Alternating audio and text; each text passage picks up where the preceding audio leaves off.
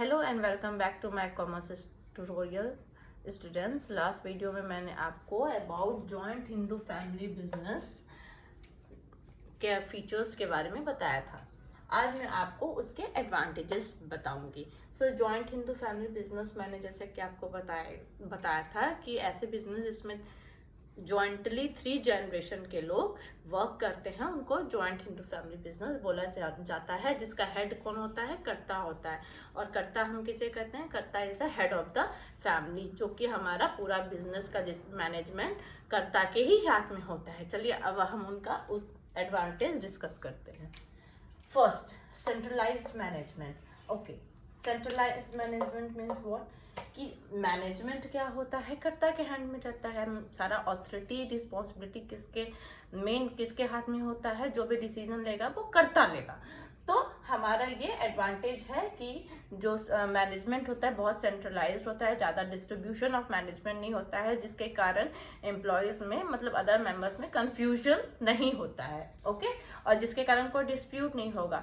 अगर सपोज कीजिए कि हम जो करता है उसने अपना मैनेजमेंट है डिस्ट्रीब्यूट कर दिया, अपना ऑथोरिटी डिस्ट्रीब्यूट किया है कि ये इसके ऊपर ये ऑथोरिटी होगा, ये करेगा, ये तो उसमें क्या होता है? हो सकता है कि फैमिली मेंबर्स में डिस्प्यूट हो। क्यों? क्योंकि वो अपना पावर दिखाएगा, तो जिसके पावर दिखाएगा तो अदर सपोज किसी एल्डर बेटे को वो रिस्पॉन्सिबिलिटी अपना को ऑथोरिटी देता है, तो हो सकता है कि जो उसका सिबलिंग है या छोटा भाई है या बेटा है वो ना लेना चाहे उसका ऑथोरिटी, जिसके कारण डिस्प्यूट्स भी हो सकता है। मैनेजमेंट फिर क्या होगा? ऊपर नीचे होने लगेगा। सेंट्रलाइज मैनेजमेंट होने के कारण क्या होता है? बहुत स्मूथली बिजनेस रन कर सकता है। ओके, सेकेंड है क्विक डिसीजन। क्विक डिसीजन क्यों? क्योंकि सारा ही डिसीजन कौन लेता है? कर्ता लेता है। अगर कर्ता सारा डिसीजन ले रहा है तो डिसीजन क्या होगा? ऑल ऑफ द सडन तुरंत हो जाएगा। एटमॉस सिक्रेसी क्यों? क्योंकि मेंबर्स कौन होते हैं? फैमिली मेंबर्स होते हैं, तो कोई बाहर वाला का इन्वॉल्वमेंट होता ही नहीं है। जब किसी बाहर वाले का इन्वॉल्वमेंट नहीं होगा तो सिक्रेसी क्या होगा?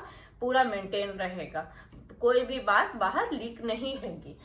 Okay, work according to capacity. अब वर्क अकॉर्डिंग टू कैपेसिटी कैसे? सपोज कीजिए कि फैमिली मेंबर्स में तो सारे ही है ना, बुजुर्ग, उससे फिर कम, फिर उससे छोटा, और मैंने आपको बताया था मेंबरशिप बाय बर्थ होती है in joint Hindu family business. तो क्या होगा? जिसका जितना कैपेसिटी होगा उसके अकॉर्डिंग वो उतना वर्क करेगा। अगर जो बहुत सीनियर मोस्ट हैं तो वो उतना वर्क नहीं कर सकते, फिजिकली तो उतना वर्क नहीं कर सकते हैं ना, तो वो अपने कैपेसिटी के अकॉर्डिंग वर्क करेंगे। जो उससे छोटे हैं, जो थोड़े स्ट्रॉन्ग है, वो अपने कैपेसिटी के अकॉर्डिंग वर्क करेंगे। तो इसमें वर्कलोड ज़्यादा नहीं होता है और डिस्ट्रीब्यूशन ऑफ वर्क बहुत ही ईजी हो जाता है। किसी पे एज के हिसाब से दिया जाता है, तो कैपेसिटी के हिसाब से दिया जाता है वर्क, तो क्या होता है? ज़्यादा किसी पे प्रेशर नहीं पड़ता है।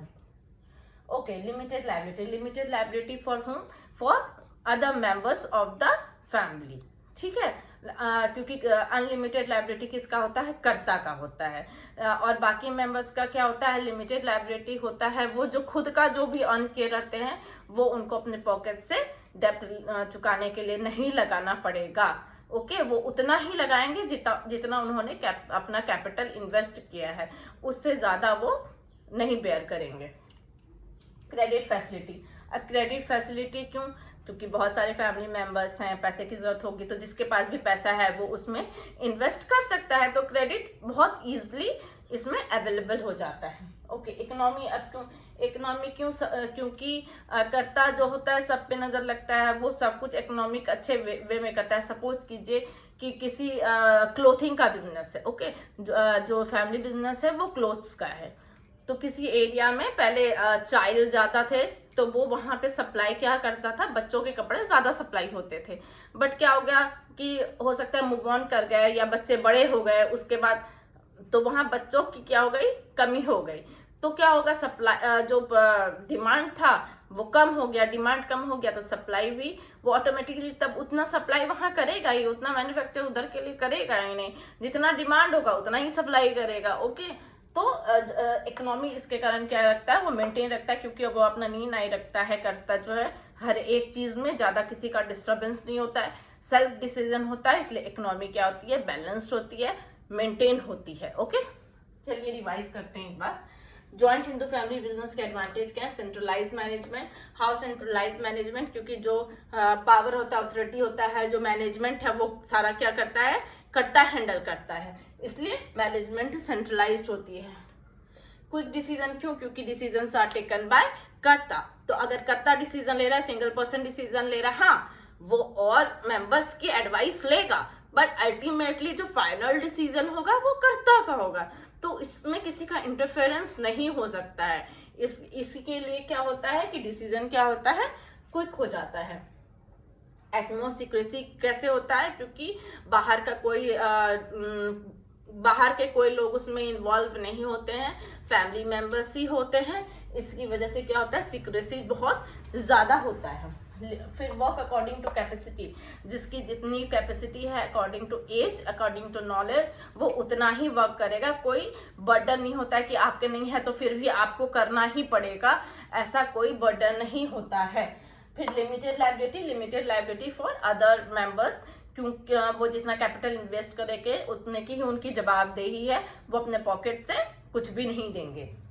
क्रेडिट फैसिलिटी, क्योंकि चूंकि मेंबर्स बहुत ज़्यादा हैं, 3 जनरेशन के लोग हैं, तो जैसे कभी ज़रूरत पड़ी और किसी मेंबर के पास पैसा है तो वो इन्वेस्ट कर सकता है, इसीलिए इजीली मनी जो होता है, इजीली कैपिटल क्या हो जाता है, अवेलेबल हो जाता है। इकोनॉमी क्यों?